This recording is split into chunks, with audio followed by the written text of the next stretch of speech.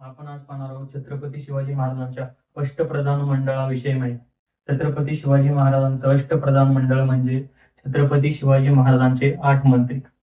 या सर्व मंत्र्यांची माहिती पाहण्याआधी मी जरा माझी ओळख करून देतो तुम्हाला. मी आहे यश मळेकर. मी घेऊन आले मराठा साम्राज्याचा विस्तीर्ण असा इतिहास. छत्रपती शिवाजी महाराजांचा अटक ते कटक पर्यंतचा इतिहास मी या माझ्या युट्यूब चॅनलवरती तुम्हाला सांगणार आहे. छत्रपती शिवाजी महाराजांनी कसं स्वराज्य घडवलं, ते संभाजी महाराजांनी कसं टिकवलं आणि तारा राणी साहेबांनी कसं वाचवलं, हे सर्व मी या माझ्या एपिसोड मध्ये दाखवणार आहे. छत्रपती संभाजी महाराज त्यांच्यावर किती अन्यायाने अत्याचार झाले तेही दाखवणार आहे. पुस्तकासहित छत्रपती शिवाजी महाराजांवर झालेला प्रत्येक अत्याचार तुम्हाला दाखवणार आहे, कारण त्या जखमा खोलवरच्या आहेत, त्या सर्वांच्या समोर आल्या पाहिजे. त्यासाठी मी हे युट्यूब चॅनल सुरू केलं. छत्रपती संभाजी महाराजांनंतर स्वराज्याचे जे काही हाल झाले व जे फितूर होते, स्वराज्याचे जे फितूर होते, त्या सर्वांची नावे मी या युट्यूबच्या सिरीज मधून पुढे नेणार आहे. छत्रपती शिवाजी महाराजांचा इतिहास सर्व महाराष्ट्रात पोहोचावा हाच माझा प्रयत्न आहे. त्यासाठी तुमच्या सपोर्टची गरज आहे.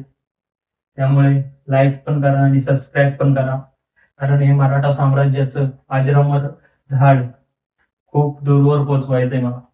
त्यामुळे तुमच्या सहकार्याची खूप गरज आहे. जय शिवराय. आणि आपण आता सुरुवात करूया मराठा साम्राज्याच्या 8 मंत्र्यांविषयी माहिती. स्वराज्याचे पहिले मंत्री मोरेश्वर त्रिंबक पिंगळे हे स्वराज्याचे पहिले मंत्री व पेशवे होते.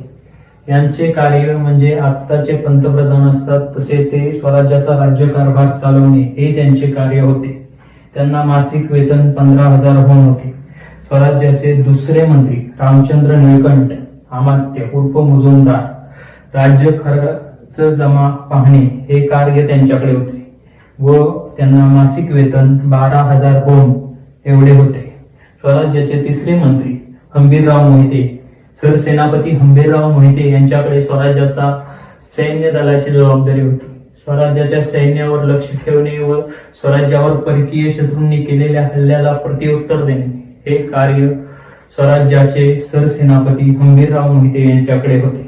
स्वराज्याचे चौथे मंत्री मोरेश्वर पंडितराव उर्फ मोरेश्वर पंडितराव यांच्याकडे धर्मशास्त्राची कार्य होते. धर्मातील सर्व कार्य त्यांनी बघणे हे त्यांचे कार्य होते व त्यांना मासिक वेतन 10,000 होते. स्वराज्याचे 5वे मंत्री निराजीरावजी यांच्याकडे स्वराज्याच्या सर्व खटल्यांचे न्यायदान करण्याचे कार्य होते व त्यांना मासिक वेतन 10,000 एवढे होते. स्वराज्याचे 6वे मंत्री अनाजी दत्त उर्फ सुरनीस यांच्याकडे स्वराज्याची आज्ञापत्रे पाठवणे ही कार्य होते.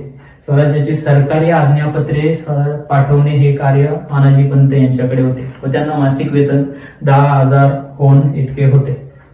स्वराज्याचे 7वे मंत्री दत्ताजी त्रिंबक वाकनीस पत्रव्यवहार सांभाळणे हे कार्य त्यांच्याकडे होते व त्यांना मासिक वेतन 10,000 एवढे होते.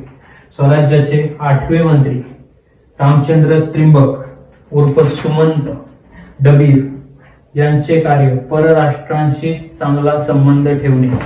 परराष्ट्रांशी चांगला संबंध ठेवणे म्हणजे आदिलशाही, कुतुबशाही आणि मोगलशाही या सर्व शाह्यांसोबत चांगले संबंध ठेवणे हे कार्य त्यांच्याकडे होते. आत्ताचे परराष्ट्र मंत्री म्हणजे तेव्हाचे डबीर. जय शिवराय. सर्व माहिती कशी वाटली हेही कमेंट बॉक्स मध्ये सांगा आणि लाईक आणि सबस्क्राईब करायला विसरू नका. किंवा तुम्हाला कोणत्या पद्धतीचे व्हिडिओ पाहिजे, कसल्या पद्धतीचे, शिवाजी महाराजांच्या कोणत्या प्रसंगावरती व्हिडिओ पाहिजे तेही सांगा, तेही आम्ही पूर्ण करू. जय शिवराय.